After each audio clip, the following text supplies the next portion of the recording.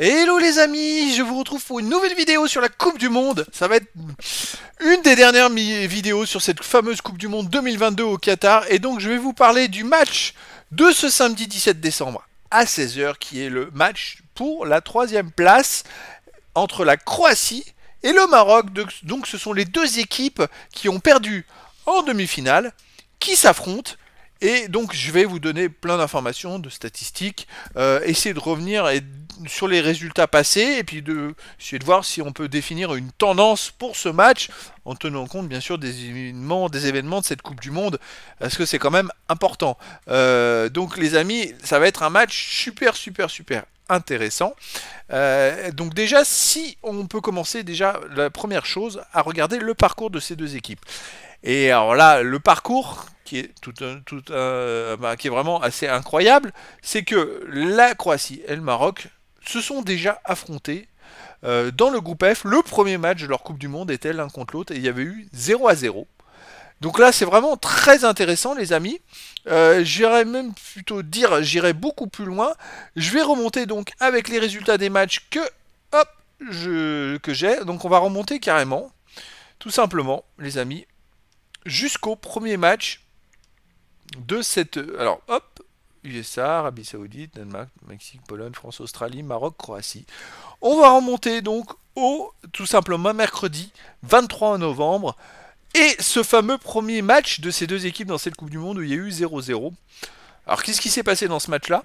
Le Maroc a eu 35% de possession de balle et 64% pour la Croatie, mais c'est logique parce que les Croates aiment bien avoir le ballon. D'un point de vue tir, 8 tirs, 2 cadrés pour les Marocains. Ils ont fait mieux dans d'autres matchs. Seulement 5 2 cadrés pour les Croates. Il n'y a pas eu grand chose en fait. Un match très équilibré. Un hors-jeu, 5 corners à 0 pour la Croatie. 13 à 10 pour les interceptions. 8 centres à 18. Mais bon, ils n'ont pas été efficaces les Croates. 16 sautes à 11. 1-0-0 qui montre que en fait les deux styles de jeu se sont carrément annihilés. Ils n'ont pas réussi vraiment à faire de différence. Alors, attention, c'était le premier match de Coupe du Monde, donc les deux équipes avaient aussi l'angoisse de perdre ce match-là, ce qui aurait été vraiment embêtant, puisqu'en face, ils avaient quand même la Belgique qui, de son côté, a gagné son premier match. Donc, voilà, il fallait pas prendre de risques. Donc, voilà, c'est pour cibler un petit peu la rencontre de ces deux équipes, les amis. Vraiment, elles se sont déjà affrontées, alors c'est assez incroyable que deux équipes qui se sont affrontées rejouent une deuxième fois dans, je sais pas, de l'histoire des Coupes du Monde, si c'est déjà arrivé. Ça a déjà dû arriver, hein, je pense, hein, mais que des équipes se rejouent, alors qu'elles ont déjà joué l'une contre l'autre. Alors, suite à ça, le Maroc a quand même fini premier de ce fameux groupe F avec 7 points, la Croatie deuxième avec 5 points, et donc la Belgique s'était fait éliminer.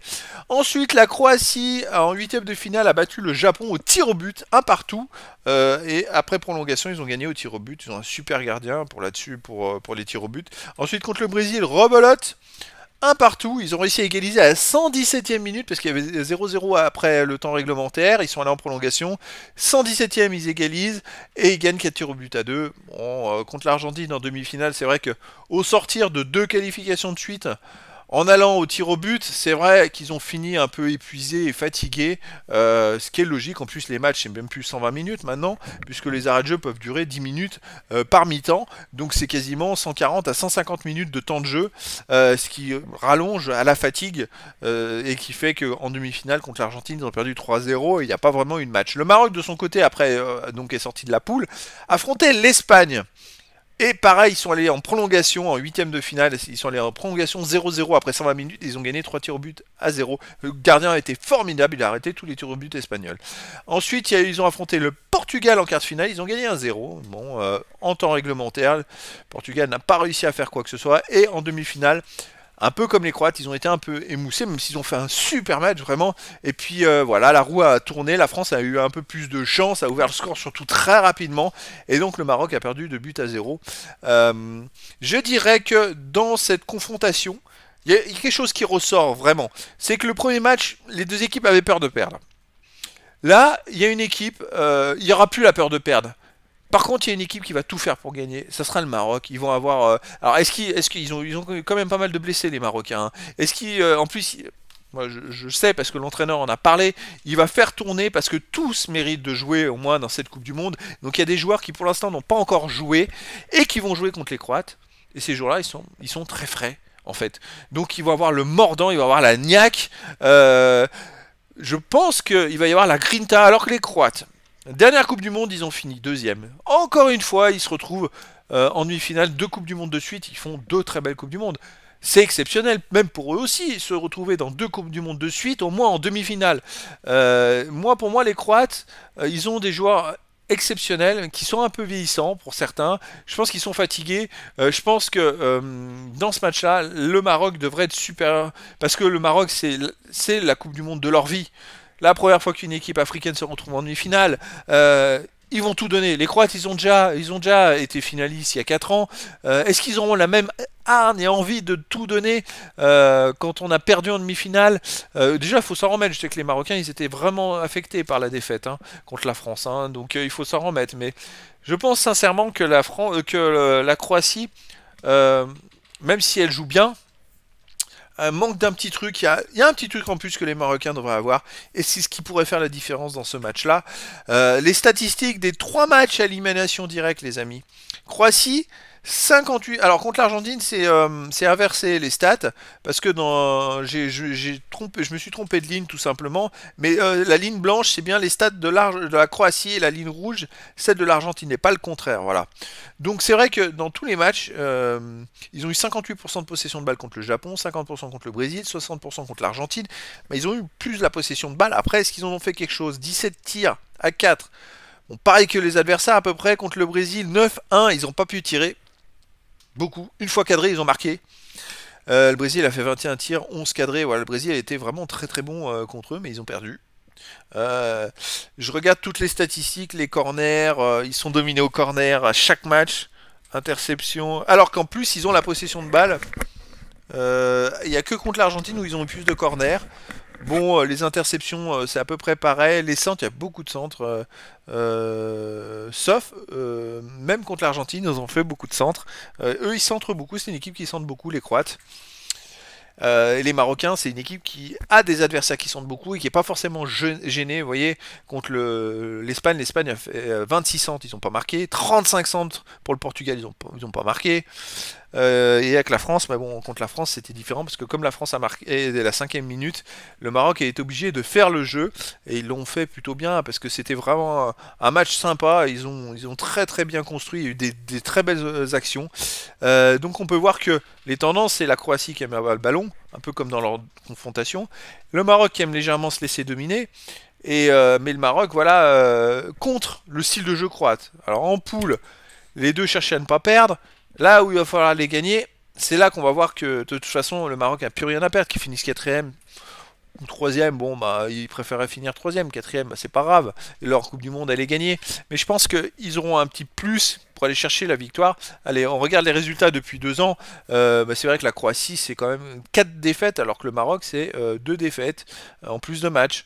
Le Maroc, dans cette Coupe du Monde, avant de perdre contre la France, ils avaient pris qu'un seul but contre leur camp, et sur les 9 derniers matchs, ils n'avaient pris qu'un seul, ce fameux but, parce que dans les 4 matchs avant la Coupe du Monde, ils n'avaient pas pris de but. Donc voilà, c'est quand même une équipe qui est très costaud, mais qui est peut-être un peu fatiguée. Les Croates ont peut-être pas autant de blessés qu'il y a côté Maroc. Les Croates, voilà, c'est une équipe qui marque moins de buts. Les Marocains, normalement, ils tournent à plus de 2 buts par match et ils en encaissent un demi, vous voyez. Eh ben, ils ont fait un peu ça en Coupe du Monde, sauf qu'ils n'ont pas marqué autant que d'habitude. Après, en même temps, leur parcours étant quand même hallucinant, parce que ils sont arrivés en demi-finale en affrontant contre les Croates, qui étaient vice-champions du monde, et les Belges qui ont fini 3e de la Coupe du Monde 2018 dans la même poule, il faut le faire quand même. Ensuite, ils ont battu l'Espagne, le Portugal, qui sont quand même des grosses nations de foot, et ils affrontaient le champion du monde. C'est-à-dire que je me rappelle pas d'une Coupe du Monde où une équipe ait affronté les 3 premiers de la Coupe du Monde précédente. C'est quand même assez historique et inédit comme truc. On peut pas dire qu'ils n'aient pas usurpé leur place en demi-finale. On peut dire que vraiment c'était largement mérité. Voilà, la Croatie, elle, a montré qu'elle était toujours accrocheuse comme elle l'a fait pour aller en finale il y a 4 ans, en battant le Japon au tir au but, le Brésil au tir au but, alors qu'on pensait qu'ils avaient perdu le match perdu, ils sont allés égaliser à 3 minutes de la fin. Voilà, la Croatie, même en poule, ne perd pas. Et puis bon, contre les Argentins étaient très bons et étaient au-dessus physiquement. Donc voilà, ça fait la différence. On va regarder les statistiques un petit peu sur les 5 matchs. Alors, c'est vrai qu'attention, parce que huitième de finale, c'est 120 minutes. Quart de finale, 120 minutes aussi pour la Croatie. Donc les stats sont un peu gonflés. Mais on peut voir que les Croates tournent toujours, je dirais, en adresse de passe réussie à la même adresse. Vous voyez, 83, 88%, 87%. Et peu importe l'adversaire et peu importe le résultat. Une équipe qui est très très forte collectivement. Par contre, le Maroc, avec 80% de passes réussies, 70% en huitième de finale, 71 en quart. Et contre la France, là où ils ont dominé, ils ont repris 86% de possession de balle.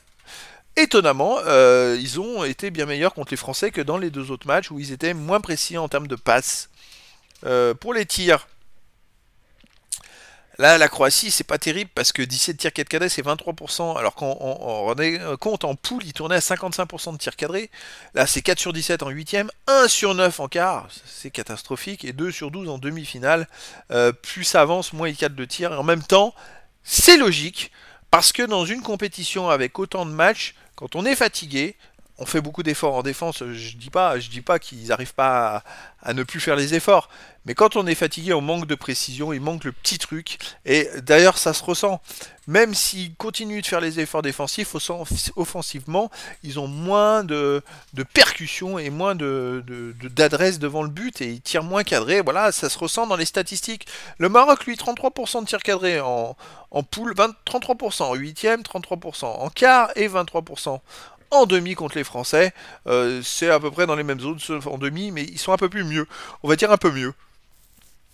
Les duels gagnés, vous voyez les places 30e ont duel gagné les Croates, c'est une catastrophe, ils étaient quasiment dans les derniers, 9e le Maroc, voilà les interceptions 4e le Maroc. En fait les Croates ils sont loin derrière à peu près tout le monde et c'est pas terrible. Alors on va enlever les stats de possession de balle pour le Maroc et passe tentée, passe réussie, parce que ces stats là correspondent vraiment à leur style de jeu et bon effectivement ils sont dans les derniers, mais en même temps c'est leur façon de jouer, donc ça reflète pas grand chose.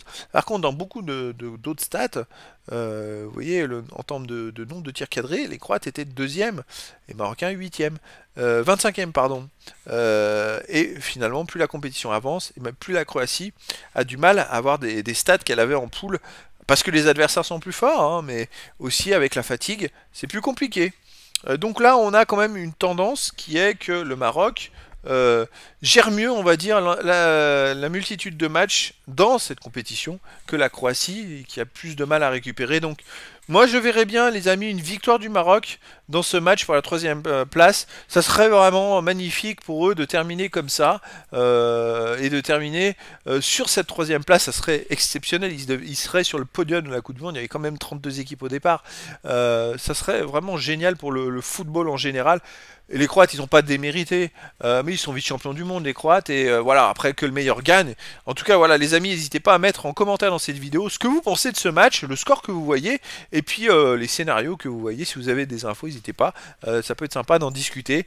Et donc, je vous donne rendez-vous ce samedi, maintenant, 17 décembre, à 16 h, attention à l'horaire, pour ce match pour la troisième place de la Coupe du Monde de football 2022 au Qatar, Croatie, Maroc. Voilà les amis, je vous dis à très bientôt pour une nouvelle vidéo.